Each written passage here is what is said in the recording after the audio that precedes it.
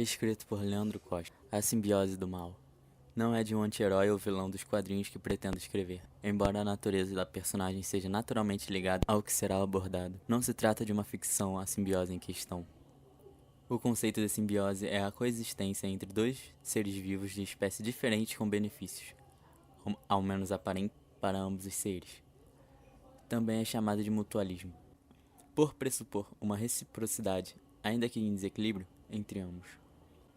Há de se falar de associações entre seres vivos que são denominadas de formas diversas, justamente em razão dos benefícios das partes envolvidas, a saber, o comensalismo, no qual apenas um dos lados obtém vantagens, sem causar prejuízos ao seu coabitante, e o parasitismo, em que uma parte supleta da outra. A simbiose pode se transformar facilmente em uma das uniões citadas, mas ainda que não o faça, o mutualismo pode ter os piores fins possíveis, transformando-se em um mal de grandes proporções, ainda que conserve sua natureza, bastando, para tanto, que seja a associação essencialmente vil.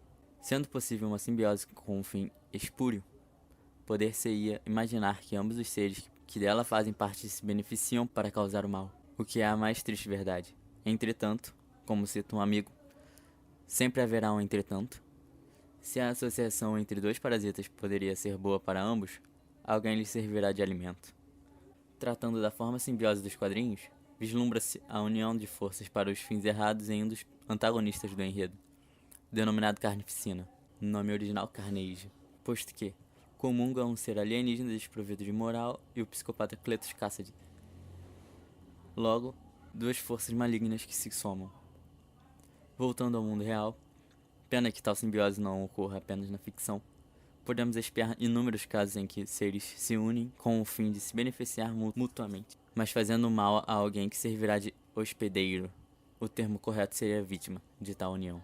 Algumas associações podem aparentar fins justos, outras deixam claro que seus objetivos não são nobres e há aquelas que não podem ser declaradamente abertas, pois sua natureza é tão abjeta que devem viver nas sombras, ao menos até que a força de se sustentar mesmo antes da ojeriza por parte daqueles que podem ver sua verdadeira face. Com os ditos fins justos, preciso voltar à ficção para me fazer entender. Poder-se imaginar uma associação supranacional que tem, por fim, a paz entre os povos, mas que gradualmente subtrai-lhes a soberania, tornando-os reféns de uma elite central. Claro que somente em livros e filmes podemos experimentar tais figuras. Uma outra possibilidade, trazida à luz, à época, ministro do Supremo Federal, Marco Aurélio Melo, seria o uso do poder judiciário por parte dos políticos para obter resultados que não conseguiriam nas urnas, e por consequência, nas casas legislativas. Em verbes, de início, é dado presumir. Não estou afirmando que isso ocorra, que esses partidos não são da sustentação do governo, que esses partidos não são de oposição e utilizam o Supremo como instrumento para fustigar, a partir de N presunções, a partir de verdadeiro ranço, no que se tem a origem da Agência Brasileira de Inteligência, a ABIN, o SNI, o Serviço Nacional de Informações, o Governo de Direito, STF, medida cautelar na ação direta de inconstitucionalidade, onde podemos perceber que pode ocorrer a simbiose entre partidos do judiciário, ou entre estes e o Ministério Público, fazem que o povo acredite em ações que na verdade são jogadas ensaiadas, uma vez que o autor da ação sabe o que esperar dos julgadores. Estaríamos diante não apenas da judicialização da polícia, mas de julgamentos pré-ordenados, já que conhece-se a postura dos magistrados antes mesmo de se ajuizar a ação, de maneira que, participando ativamente de embates políticos e exteriorizando suas posições antes mesmo de provocados, alguns julgadores dão pista de quais decisões tomariam em determinados casos, deixando assim o autor da ação confortável em recorrer ao poder judiciário e sustentar suas teses, sabendo que aquele que julgará a ação comunga de suas pautas e não faz questão de esconder seu amor ideológico por elas. Para entender as uniões por motivos não tão nobres, pode-se ver, no mundo real, a trágica proximidade entre o Talibã e o Partido Comunista Chinês, que garante ao primeiro, claro que com a complacência dos Estados Unidos da América, total ingerência sobre o povo do Afeganistão, e ao segundo, a liberdade para reeducar uigures em seu território. A hipótese mais sinistra, termo que está em português, mas serviria muito bem se estivesse em italiano,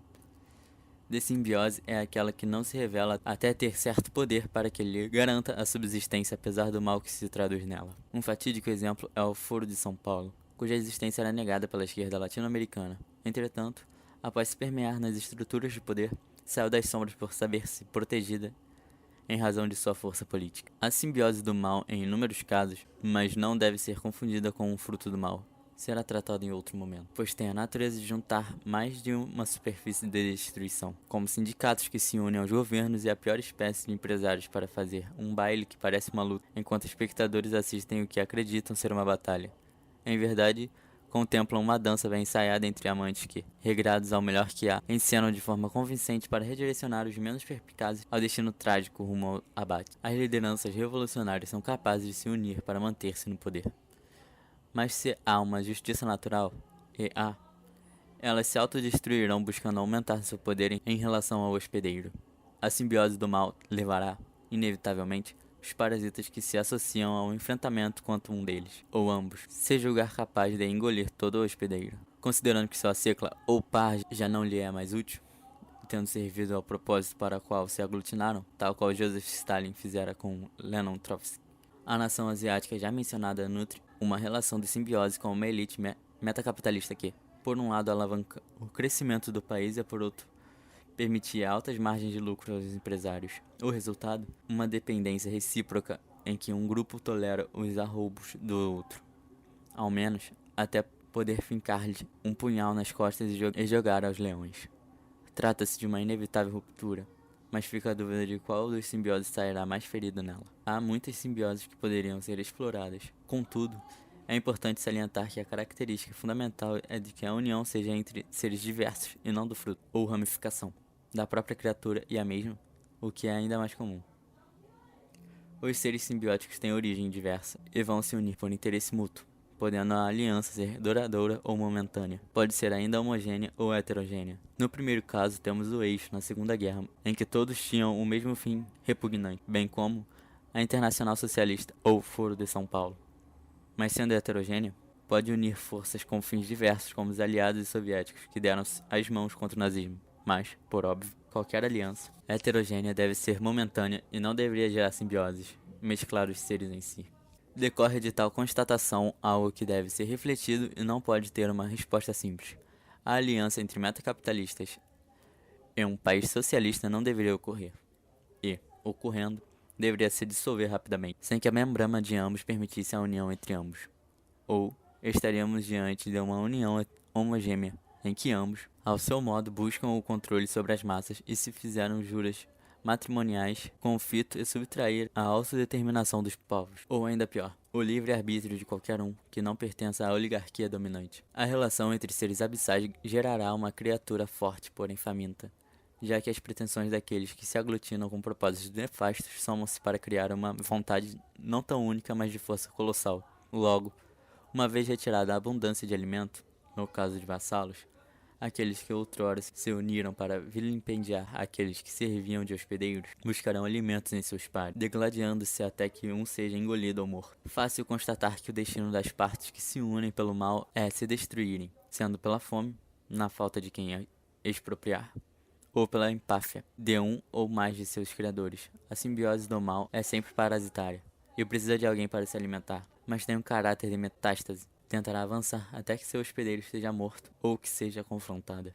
Neste diapasão, é imperioso observar que tal monstro manterá defesas caso venha a ser confrontada, podendo se insurgir contra aquele que busca se livrar dela, por vezes se vitimizando, por outras usando a força para atacar cada vez mais.